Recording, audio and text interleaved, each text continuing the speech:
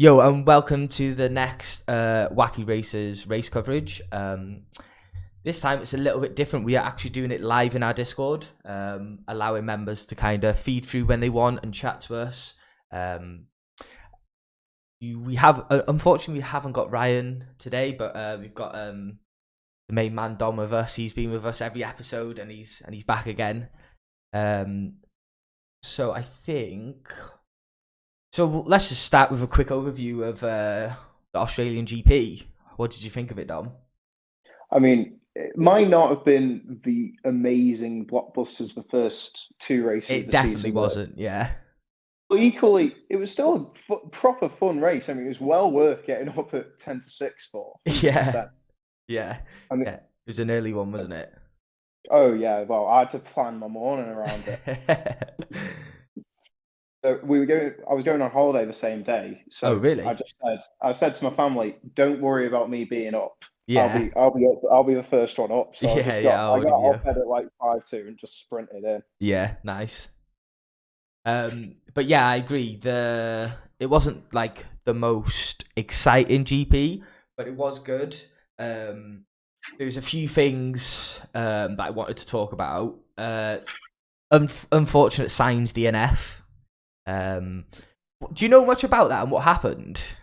Well, I don't think it didn't seem deeper at the time, and like it doesn't seem deeper since. That it was just science over driving. Like he lost a few places off the start, Yeah, got bogged down a bit, and then I can't remember exactly who was next. It was Magnussen he was trying to overtake. It was yeah, on the outside of a Haas, I'm pretty sure. yeah, Yeah, yeah. It was Magnussen. and Yeah, just got a snap mid corner and then lost it on the grass. I mean, it wasn't his fault that he was down there in the first place. He was yeah, setting a good lap when. Oh well, we'll wait to talk about Alonso in a second. yeah, Now, yeah, yeah, yeah, yeah. but when Alonso crashed, he was halfway through a really good lap, and then the same thing that happened to Max in Saudi happened to Sainz, where it put him out of his rhythm. He Yeah. couldn't get the tires working, and then all of a sudden he's down in ninth place. Yeah, because That oh, sorry, go on. they were having like trouble with the car, weren't they? At the start, he had to change the steering wheel, and there wasn't there a little bit of like, was he actually going to start the race?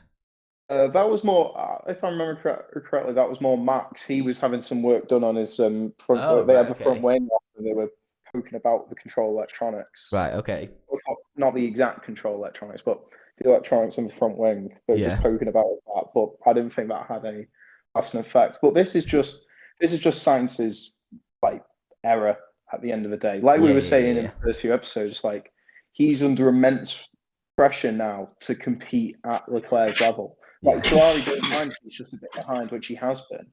But yeah, equally, in Sainz's mind, he should be fighting for this world championship. He should be, within a tenth of Leclerc or beating him yeah, most days.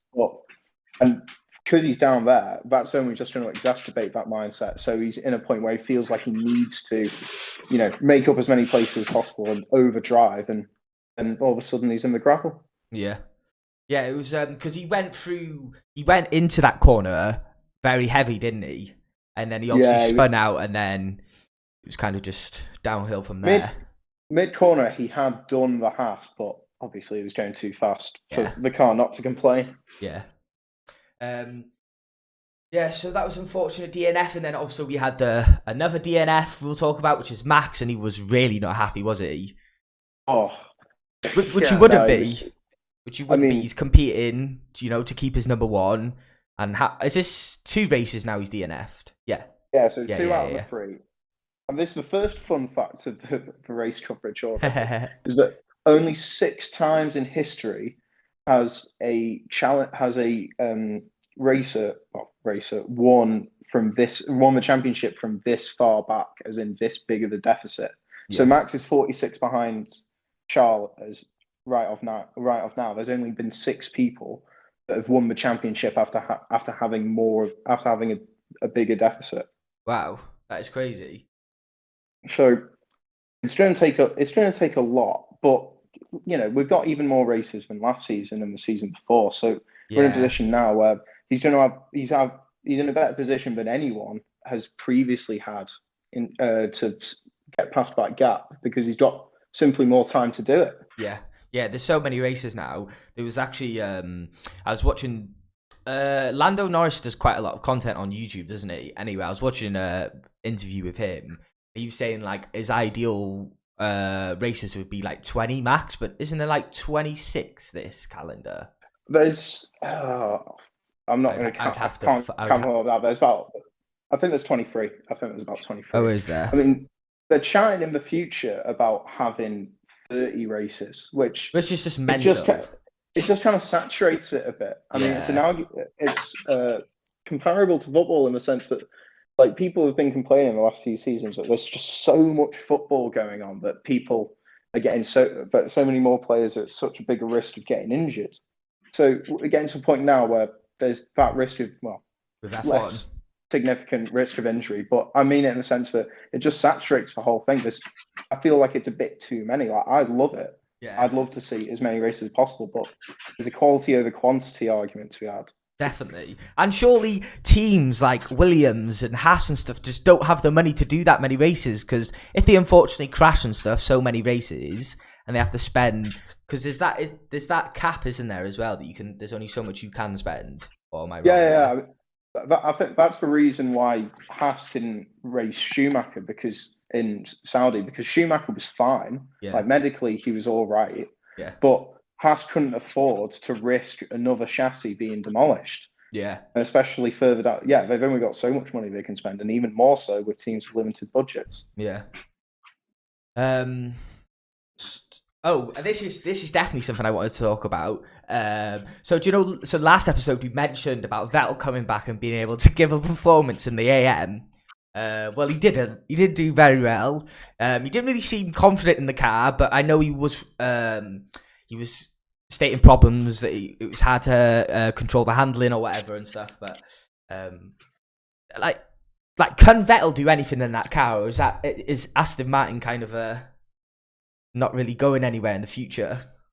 So this is as sympathetic as you'll ever hear me in a race coverage. I've just gone from saying Sainz, it was unfortunate error by him, but these things happen. But with Vettel, I mean, what more could have happened? What more could he have done? Yeah. He completed 46 laps over the entire weekend. That's not even the race distance. Right. Okay. So going into the race, first practice. At the end of first practice, his car broke down, his engine blew up, so he couldn't participate in the second practice. Third practice, he bins it, he bins it on the gravel. I'm pretty sure. He binned it on the gravel. Yeah. And then in quali, he only got one flying lap because he binned it. There was only so much time to repair it, but ironically, because of the Stroll Latifi incident, when the red flag came out, Aston Martin had the requisite time to then fix it and send him out. Right, okay. And with that amount of preparation, there's nowhere out in that Aston Martin, which is as slow, if not a bit slower than the Williams. I mean, Williams scored points this race. Yeah, which is definitely something we'll go into. Oh yeah, no, definitely. That was amazing. I was cheering for that. Yeah, same. Oh, this is a tangent. But on the last lap, when he pitted and was coming out, I was like, "Come ahead!" I was like, "Get out ahead of Joe! Get out ahead of Joe!" And I didn't think he would, but he did somehow get ahead of Joe. And on the replay, it's so close. It's like tenths. If there was any problem with the stop, or if he went a tenth slower at any point during the race, he wouldn't have got a point. Mental. And that's so big for Williams, isn't it? And it was such a weird, it was so strange that he actually went the whole race without pitting. I thought that was because he wasn't 10th, wasn't it? Was he? He was. I don't know what position he was in. He got a grid penalty from the last race, so he started last. I'm pretty sure. Wow. Okay. Oh wait, no. Yeah. He started last because he had a 3-place grid penalty because he dive bombed Stroll in the last race. Right. So I'm almost 100. I've got the race results in front of me. It's almost definitely last. Yeah, he was last. Yeah. Wow, that's so good for Williams. He didn't set his time in quali, did he? Because his car broke down as well. Oh yeah. I remember that. Oh, it was just I don't know how he did it. Yeah, no, same. I wish he did things like that in the Red Bull. Yeah, and I actually really liked his. Well, I actually really liked he was. Do you remember when Ricardo came out of his pit and he was kind of battling, and then Stroll made like a nice little move and actually took his place? Yeah. But he seemed to When he was battle coming pretty out, well with the McLaren there. I know Ricardo only just came out of the pits, but yeah, he seemed to battle with pace there. But then obviously he made that error by going on the outside, and then Lance actually made a nice move and took the place. But that's the full extent of the praise Lance Stroll should be given in this race. yeah. But we'll come back to that anyway. Going back to Vettel, sorry. Yeah. Because But yeah, go on. With Vettel, like he's just come back from COVID, going into the race, let alone quali, going into the race, slightly more. He's only had one practice session and one flying lap going into the race. Yeah. And with that, there's only so much you can do, and that's just going to be made even worse by the fact that Aston Martin is a stinker. Very bad. I saw stuff with Aston Martin recently, but they're suffering from the same thing as Mercedes. Is that they're having to raise ride height to avoid porpoising as well, right? And that because they're riding at such a difference in ride height, they can't get the same readings they get from. Well, the car doesn't work on track like it does in the wind tunnel. Yeah. So I think this leads into a bigger point in the sense of I don't think if Aston Martin don't start improving in the second half of the season, Vettel's going to be off.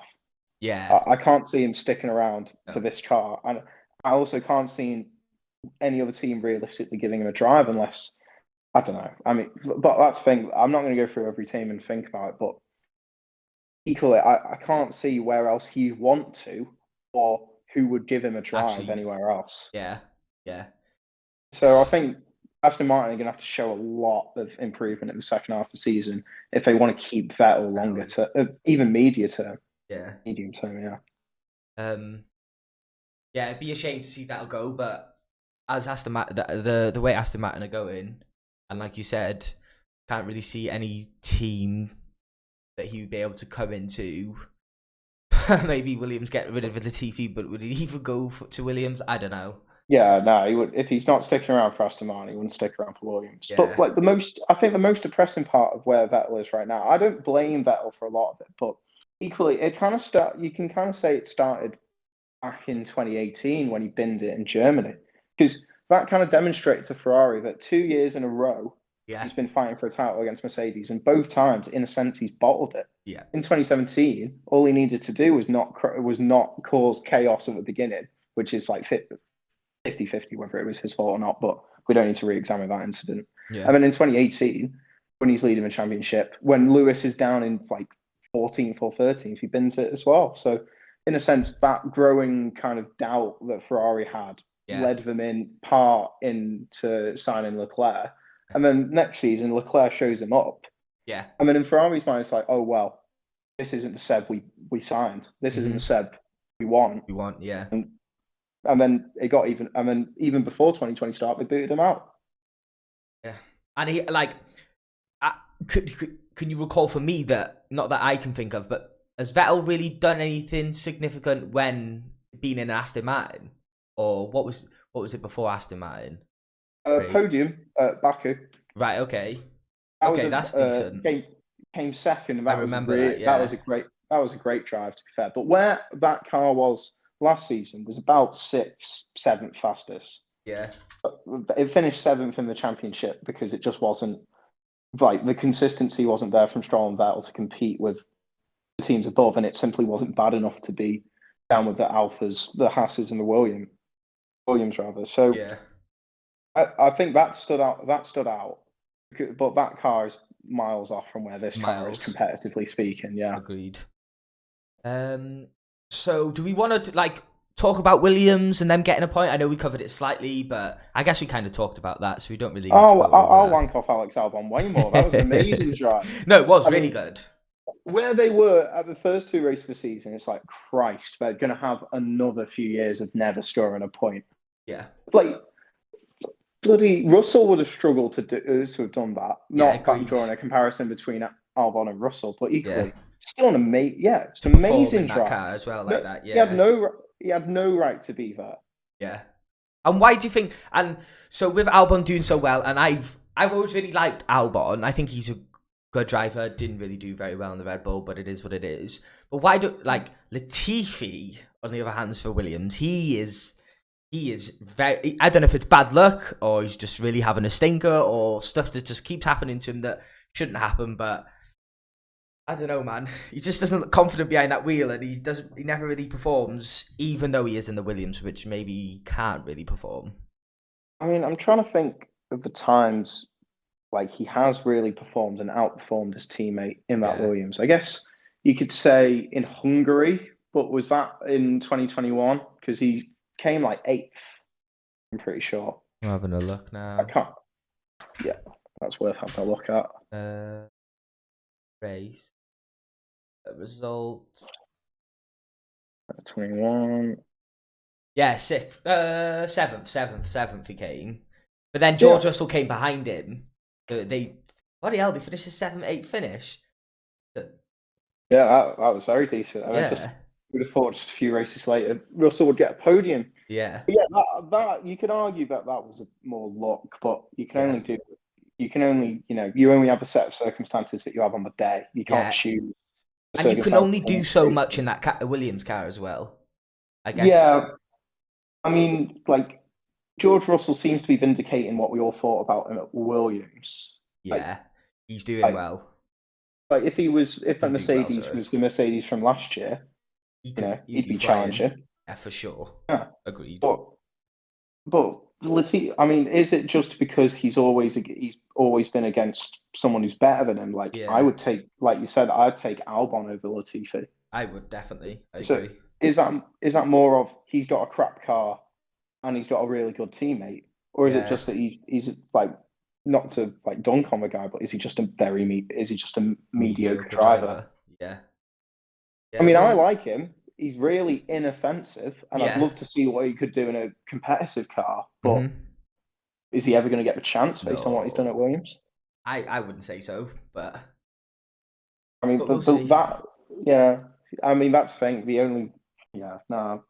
Even in his junior career, it was a bit uninspiring. I mean, he finished behind Albon, Russell, and Norris in the F2 season they were in. Oh, really? In 2018. Okay, so as Latifi? So he came up to F1 through Williams. I am correct by saying that. Yeah. Well, Kubica went, and did he leave? Then he had that unfortunate crash, or did he have that unfortunate crash then came back to Williams? What? With Kubica, sorry. Yeah. Because he did have that horrible crash, right? I am talking about the right guy, no? Yeah. Polish guy. Yeah. No, you're definitely talking about the right guy. Yeah. So with Kubica, can't remember exactly when he came in the sport. It was around about 2007, 2008. Yeah. Really good. Like, he was really good at Lotus and BMW Sauber. Like in 2008. Yeah. If BMW Sauber continued to develop that car, they actively chose to stop developing the car around about halfway point. After Canada, they took the decision. After the Kubica win in Canada, they took the decision to stop developing the car. Right. To focus on the regulation changes in 2009. Okay. Regulation changes happened. They were complete crap, left the sport because of that and the economic crisis that was going on in 2008. So then he goes to Renault, which was Lotus. Yeah. No. Yeah, he does go to Lotus/Renault. Yeah. I don't know the exact.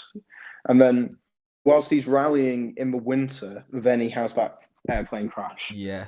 The rumor is that he was going to Ferrari at some point because they really liked him. Yeah. But obviously he had that crash, and it was amazing enough to just come back. Yeah, for sure. And it's always relevant to consider that he got a point in 2019 and Russell didn't. Yeah. So it was a shame about Kubica. Yeah. And 2019 wasn't representative of what he was about or the driver he was. Yeah. I mean, like, I couldn't race in F1 with both hands. Yeah. He raced with one and a half, essentially. Yeah. So, I ain't going to criticize the guy. He just, wasn't at the level George Russell was at. But yet, he outscored him in the season. Yeah, a lot of drivers race out of F1, don't they? I know Alonso definitely does. Yeah. seems to be the vibe. If you still Yeah, think you've got something to give, like Kimi when he left, when Kimi left Ferrari after 2009, yeah, spent 2 years indulging himself in rally and NASCAR, right. which wasn't He wasn't unbelievable, but I don't think that's where his strengths lay. Yeah, And then Alonso, yeah, he wanted to do the Triple Crown, yeah, yeah, which yeah, he yeah. technically, I'm trying to think. Yeah, oh, he hasn't won Indy 500. Right, okay. He was in contention in 2017, but his Honda engine expired, which seems to be a Right. recurring theme of Alonso's later career. Yeah. On the topic of Alonso, we might as well go in to my prediction seemed like it was going to go well. It seemed like it was, he was doing so good in Q3. He was very fast. Um, I listened to the podcast back, and you said the Alpines are going to be really strong. I was like, oh my god, yeah, like that was spot on, because that Alpine. I mean, well, it was like what I was saying about qualifying in Saudi. Like Leclerc posted a time, and I was like, no way, that's getting beaten. Flicks to Fernando Alonso. He's gone fastest in the second sector. I was like, where the bloody hell has this come from? yeah, he was And so then, fast. and then going into that corner after the fast chicane and the DRS straight, Yeah. his hydraulics failed under braking. Is it? So, Okay. I didn't know that. in the braking zone, he's trying to. That's a third gear corner. Usually, Yeah. well, most people took it third gear. He's in fourth and tries to shift down again. I mean, you Yeah. can kind of hear the hydraulics just kind of like grind to a halt. Yeah. So it goes into the wall, and then instantly, like Alonso's like bloody hydraulics and starts making the shift down and up like hand gestures with his hands. Yeah. So people were giving him stick in the sense of, oh well, if Alonso didn't bin it, and in a sense he didn't bin it because the hydraulics failed on him, Yeah, so it wasn't. and the part of the hydraulics that failed was an O-ring, which Yeah. costs £1.50. No. Uh, No. I so didn't. £1, That's £1.50 mental. was between Alonso and a possible pole Oh, position. yeah, because he was fifth, and then he crashed. He was fifth in Q3, and that's when he crashed. And then they obviously got the car running, and then he did race, didn't he? And then he finished Yeah, last. yeah. And he finished last. So he started on the hards. Yeah, I'm pretty sure. he did. I No, he can't. did. No, he definitely. Yeah, he did. Start on Yeah. the hards. Yeah. Started on the hards.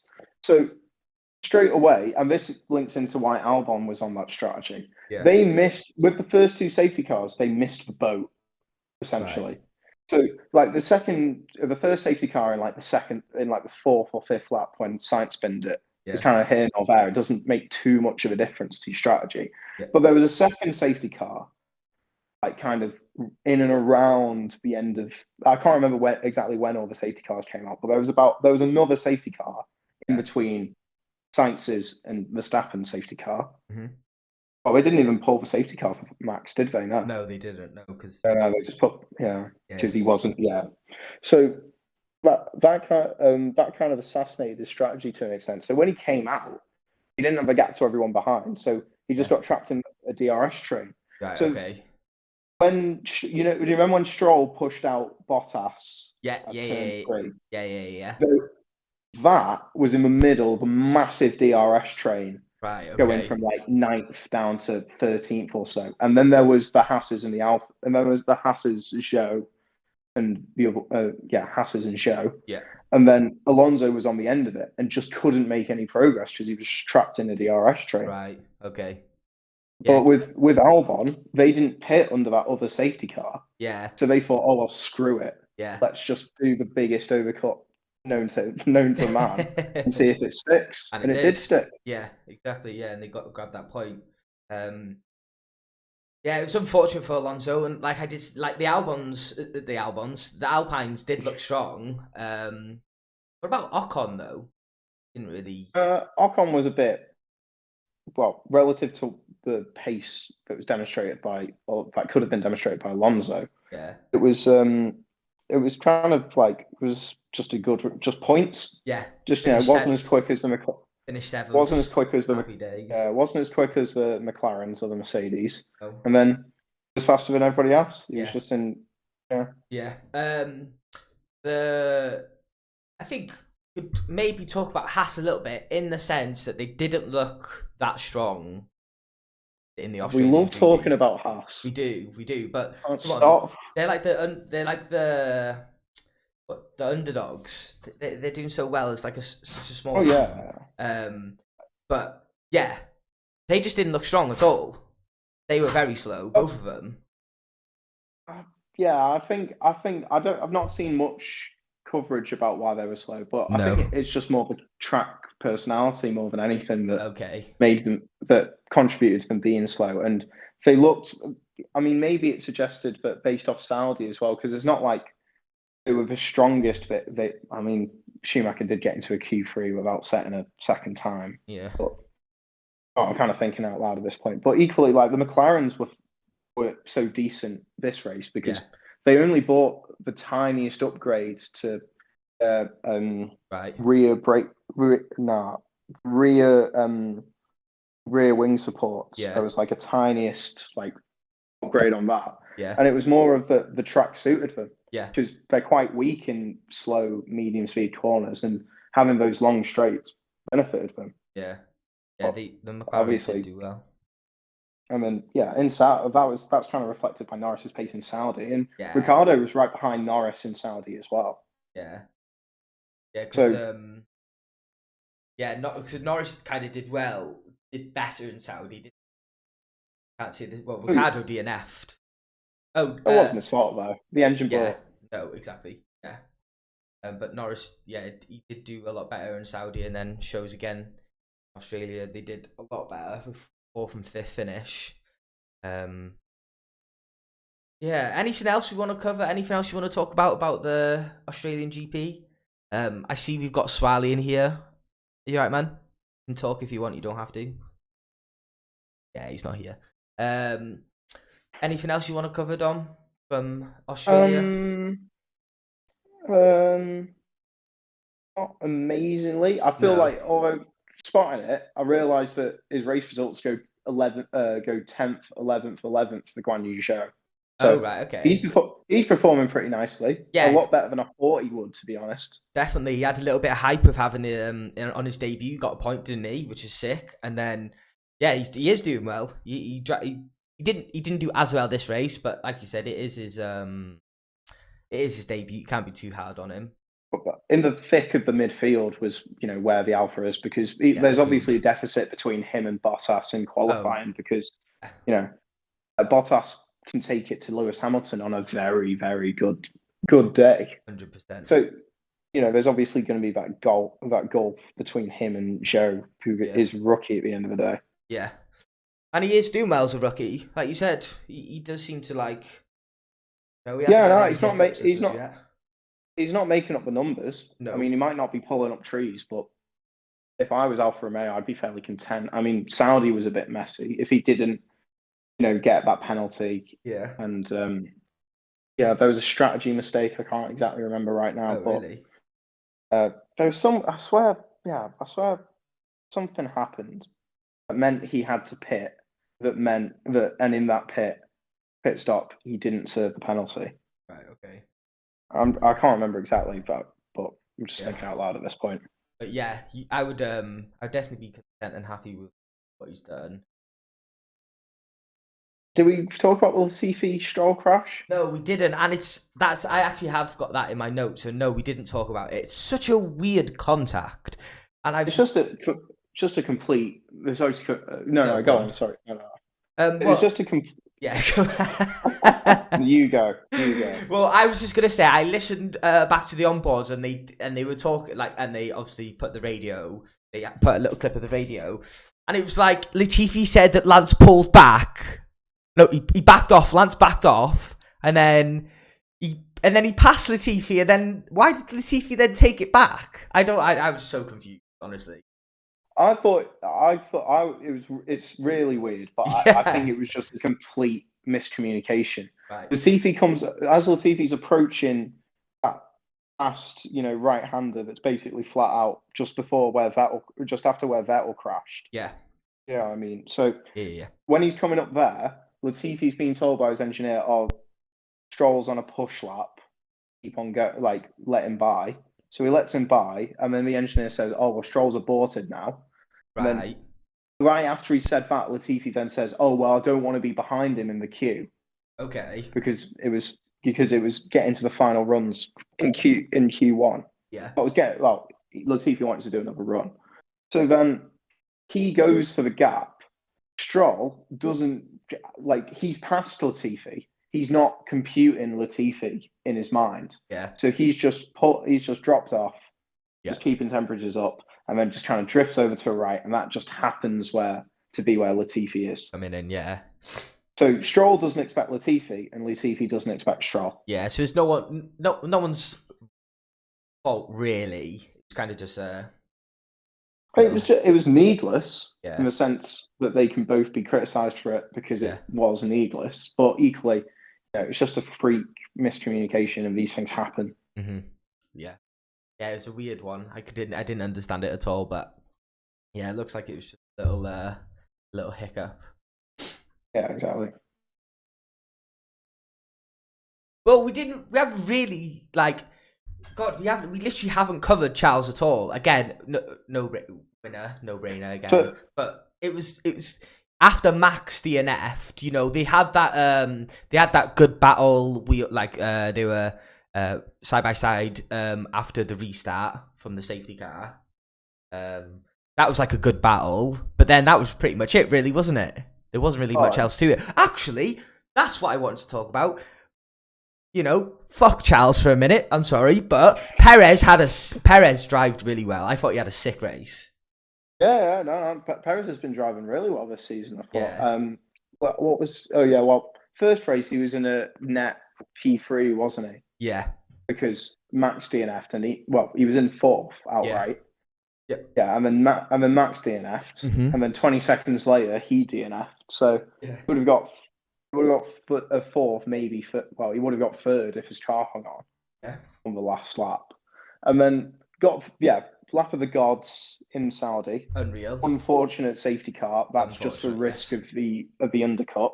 Mm-hmm. And then solid race. He's backing up Max like they want him to. He absolutely took Hamilton as well. Oh yeah, absolutely did Hamilton. Yeah, literally, it was that corner before Sainz. Was it? The same corner? Same corner of it. Same corner of it. Sainz went off. Yeah, and then just took him on the right side. That was nice. Yeah, brilliant move from Perez. Yeah, it was good. He had a really good drive. And with Charles, it was kind of gut wrenching. Well, it's not like that. I disliked it, but it was like from the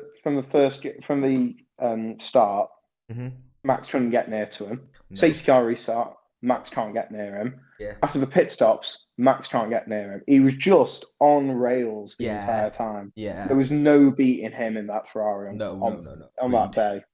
Absolutely no way.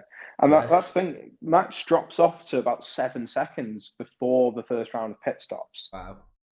So there was just perfect. It was just a perfect race from Charles. Yeah. And you can't be, and that's not really surprising considering how good we know he is and how good that Ferrari is. There's going to be races. There was plenty of races last season when Hamilton or Max just checked out and just went off into the distance. Yeah. So fair play to the guy. It was amazing. It was an amazing drive. Really, really good drive.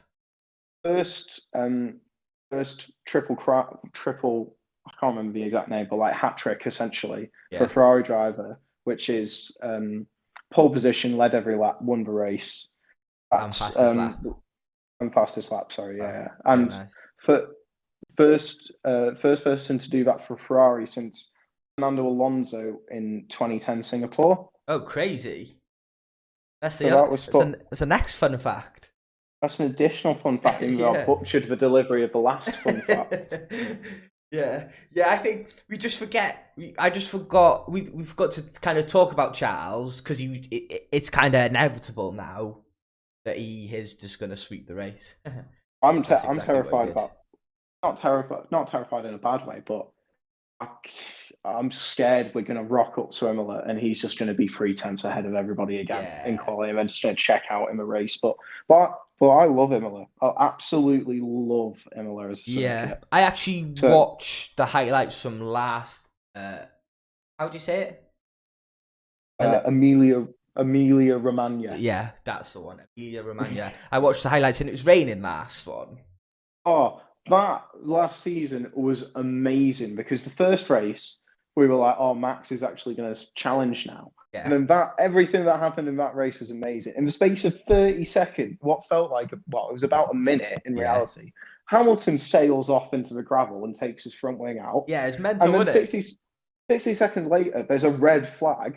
And we're like, Yeah. why the hell has a red flag come out? Switches to the camera down the first straight. There's debris everywhere, and Russell and Bottas are in the wall. Yeah, Oh, it was mental. great. A It crazy. was, I loved Yeah, it. Yeah, that was an amazing race last yeah, season. And then even the season before that, it was good fun. yeah. Max, in 2020, Max DNF'd when his tyre failed. Okay. And then Bottas was a second and a half slower than the potential because he had a massive piece of Ferrari front wing stuck under his car. Oh no.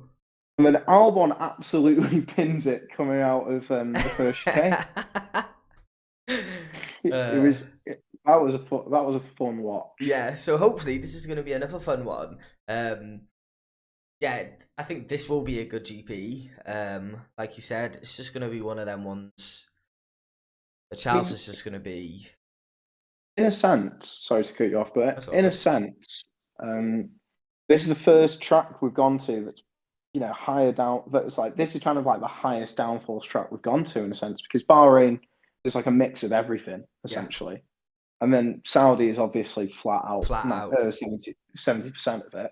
Yeah, Australia is kind of like a a mishmash mix. that Yeah, no one knew where we were quite at going into it, yeah. and turned out to be fairly high speed because there was four DRS zones DRS. originally, Yeah, mad. which was a bit mental. That is great. So coming to this, it's hard to overtake at Imola, but this will be the test of the regulations in a sense because it's not the easiest thing to overtake at Imola. Yeah. So we'll see if we can get more overtakes than we had in the past. Nice. Yeah. No, it should be a good race, and it's at a better time this time. So But I'm just speaking of the last race in Imola, can't wait to see these cars in the wet. Absolutely yeah, can't wait. yeah. What They're, do you, they're is it kind of inevitable that is it? Will it rain? Is that kind of not at Imola necessarily, yeah? but at some point during the year, It it'll will be. probably rain. Yeah, yeah, yeah. Of And course. they are a nightmare at slow speed when we're in the dry. I Yeah. can't imagine how heavy and you know nightmarish these things are going to be in the wet. Yeah, and I really like the wet because it kind of would you agree that the wet it kind of It's the ultimate equalizer. They that's call yeah, it. that's exactly yeah, that's the best way to put it. Yeah. It's the yeah. Everyone's kind It's of less, equal in yeah, that sense though. yeah, exactly. It stops being dependent on car pace and radiates more towards how fast you're prepared to going to go Yeah. Yeah, consistently without literally. pinning it. Yeah. And Carlos is good in the rain, right? I don't know where I've got that Uh, from, but apparently I'm he's trying. I'm trying to remember his I don't know wet why races. I don't know why Um, where I've got that from. wasn't I think I've got that from wasn't. Drive to Survive, if I'm honest. You can get a lot of things from Drive to Survive. Yeah, in it.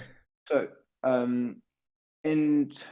the weird wet race in Turkey in 2020, he was closing in on the podium positions. He was fifth.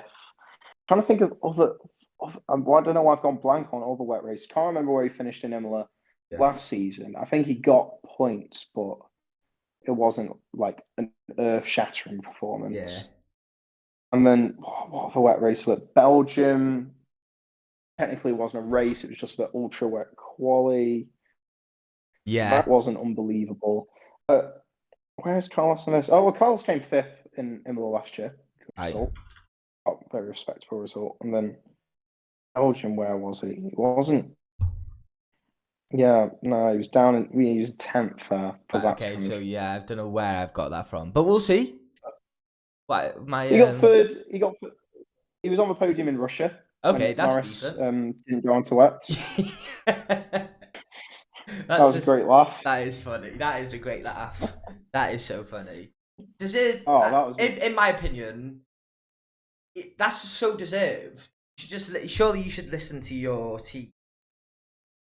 I mean, Lewis And then didn't it's want to so come in. close. No, he didn't. No, and he did say that, didn't he, in The his post the interview? only the only the only reason Lewis came in was because Bottas was further down the grid, and they were like, "Oh well, screw it. When we might as well risk it. They risked it a lap earlier with Bottas. They got onto a radio with Hamilton and saying, Bottas is going quicker. You're going to box this lap. Right. Like, Okay. shut up and listen to us. Yeah. But that race was great because, like, when you pitted, exactly which lap you pitted on completely changed your race. Like, Yeah. Alonso, 100%. Alonso was third before the wet. He finished sixth because he pitted a lap later or 2 laps later than everyone ahead of him. That was good fun. That was good fun. Quick question. Do you think a Norris first is going to come this season, or no? A Norris win. Yeah, Norris win because he's still yet to have one, right? Yeah. Ironically enough, Ricardo said that he wouldn't be surprised if McLaren could win a race. He wasn't saying that he expected them to win a race, but he said essentially what he said is he wouldn't be surprised if they were in a position where they could win a race this season. Okay. So, but like I said, maybe it's a bit too early to tell. Maybe it would take McLaren improving a fair amount. Yeah. And then maybe like a lucky set of circumstances. But yeah, I would like to see. I wouldn't rule it out. I wouldn't say straight off the bat no. But equally, I think it's not as like I don't think Bit it's of a stretch. I can see the logic in it. I can see where McLaren. If I could see McLaren improving anyway. But agreed. Yeah, they've kind of. I don't think it's out of the question. So let's do our predictions. Say, what's the track name again? I completely forgot to say it already. Imola. The Emilia Romagna. That's the one. There's like another 3 sentences on the end of that before GP. Yeah. What's your predictions? Actually, let's go. Let's go. Let's not even take into qualifying. Who do you think is going to win sprint, and then who do you think is going to win, or is that kind of the same thing? No, it's not. No. Who do I think is going to win the sprint? And we excited for the sprint. How do you feel about sprint races? Do you think this kind of should be? I think I don't have any problem with F1 trying new things. I don't think they didn't work last season. Yeah. If that makes sense. I don't think they were a bad thing last season. Agreed. I think we need more than a sample size of 3 to judge whether they're worth it or not. Yeah. We'll assess how they've been holistically after another 3 this season. So I've not got a problem with it in principle. Yeah. But I can understand when people say it's a bit gimmicky. I mean, if you want to make it really interesting, maybe put in a mandatory pit stop. So you have to pit in the so like race. obviously there's only a handful of laps. Yeah. But that could make it more interesting because then everybody would be forced to go absolutely flat out on softs twice over. Yeah, true. And then you've also got a little bit of strategy then, isn't it? Strategy and a bit of jeopardy as well, yeah. Exactly. So, but I think in principle that they're fine. Yeah. I might have different thoughts at the end of the season, but right now we'll see. Yeah. We've only done, like I said, we've only done 3. We'll see where it goes after a few more. I think what I quite like about them most is the little dribbles of them. Like it's a different sort of, it's a different weekend when you've got a sprint race, and it kind of completely different vibe. Yeah, and exactly. I do really like Friday qualifying. Yeah. I'm not saying that should any wider repercussions outside of sprint weekends, but I always work on Saturdays, so I like sprint races because I can watch qualify. I guess I miss a sprint race, but I never get to watch quality because I'm always working on a Saturday. So I'm actually happy that I can see qualifying for once. Exactly, that's even more reason. Initiative to exactly. Yeah, go on. Predictions. What are you saying? Oh yeah, so who do I think is going to win the sprint race? Yeah. I don't know. I think that Leclerc is going to win the sprint. I think that Max is going to win the race. But Okay. equally, I think it would be fairly likely if we have a mental one. Yeah. Like, I've not seen the weather forecast. I can't imagine it'll be raining. No. It is the summer in Italy. Yeah. Yeah. But but yeah, I think like I'm going to copy Ryan. I'm just going to copy what Ryan's saying.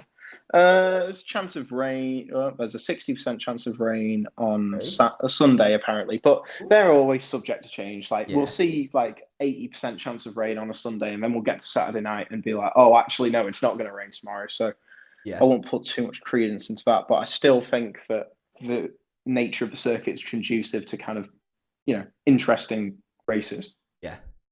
So I think I'm going to say that provision. I'm going to say that prediction provisionally, but equally, I think we might be in a position where it's shook up, where Yeah. where the grid is shook up, or the race results are shook up. Yeah. I don't want to be. I want to say something just out of this world, but it's just I sprint race Leclerc. I agree there. I don't want to be boring and just go with the same thing, but I just don't see how it isn't going to be Leclerc.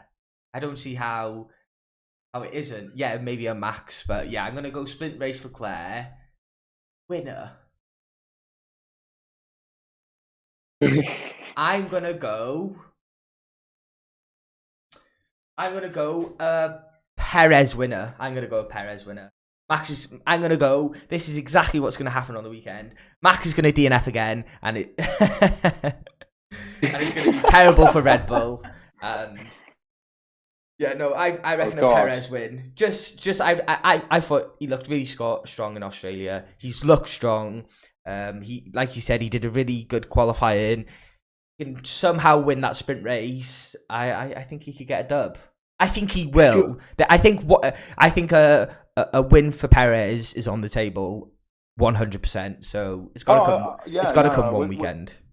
With his pace at the moment, I think he's definitely going to win a race this season. Yeah, I'd say that about any Ferrari or Red Bull driver this season. Yeah, definitely. I completely forgot what I was going to say then. What were you saying before Perez? Perez win. I said Max DNF again. Yeah. Could you imagine the scene of Max DNFs again? Oh my god, that would be. But it wouldn't be real anymore. No. Yeah, exactly. And if he DNFs, and then Charles again as a masterclass and wins by 20 seconds, you'd just be furious. I mean, the driver standings now are completely mental. I mean, Russell's in second place. Yeah, crazy. I mean, and Leclerc's got such an advantage already. Yeah. I don't know what is the point in. Do you know what the point in's like? Got it there or driver standings? How? So yeah, George second with 37, Charles first with 71. And Lewis Hamilton's above Max in the standings as well, which is mental. I think anyone would have been hard pressed. No one would have predicted this. No, not at all. But that's what's so good about it. That's why I'd rather be sitting here going, "Oh, this is mental." I don't know what's going to happen. Last few years, this is the same shit as last year. Yeah, the last few seasons, everybody asks me who's going to win, and I'll be like, Hamilton. Yeah. Lewis will win again. yeah. But the ironic thing is now, I would love to see Hamilton win again. Yeah, it's kind of saddening now. Before it was kind of boring, but now it's actually saddening to see that kind of where he is. Yeah. 1 second you're cheering when he DNFs, the next second you're thinking, "Oh, Lewis." Yeah, exactly. Yeah. Yeah. Well. I think we'll have another good weekend. Like you said, we'll see how the sprint goes. And yeah, I think that kind of wraps it up. There was a few things that I wanted to talk about Discord. One that I wanted to kind of point out is Casino will be out next week. We have been dribbling and drabbling this casino idea, being having our Discord members being able to use fuel, which is our Discord currency, to using the casino to kind of do some it's not real betting, it's kind of fake betting that you can bet your fuel to then get more. So it's just a cool little thing that we got developed that will be in our Discord by next week, so you can kind of have some fun with the casino, bet with your fuel, get some winnings. We've got our giveaway, a pizza giveaway that we usually do coming up this weekend. That is in the process of changing. We'll kind of have some difficulties with actually giving the people the e-vouchers, the pizza e-vouchers, so that may come to change, but the competition will still go ahead this weekend. We've got our fantasy, of course. The fantasy's going really well. The table is actually very interesting with all the DNFs that we've had, and all the, of course, everyone thought that Lewis was going to be up there, but he isn't. So the table's very interesting, and the fantasy's going super well. So we're really happy with that, and we hope you're liking the Discord and stuff. We will have some new bits coming through, and Swally, are you here, man? Would you like to ask any questions, or I think he's just listening in? I don't think he's actually here. Nah. Yeah, Dom. Oh, yeah, I'm here. How you doing, man? Oh, thanks. I'm fine. Good. Would you like to ask any questions, or how did you like the race coverage? Were you listening in? I said my question before on the chat, if the race coverage will be put on YouTube, because in a moment I go for the dinner, and I didn't listen a part. Yeah, that's all good. Yeah, so I have actually been recording this race coverage, so it will definitely be put onto YouTube, so you can go back to it. This will be uploaded pretty early in the morning tomorrow, so that will get uploaded, and then you'll be able to revisit it. Perfect. Thanks. No, that's all good. I think that kind of wraps it up, Dom. I think we are finished with the race coverage and everything. Thank you for coming through again, man. Thank you. That's all good. Thank you, Swally, for coming through as well and listening in. We appreciate it.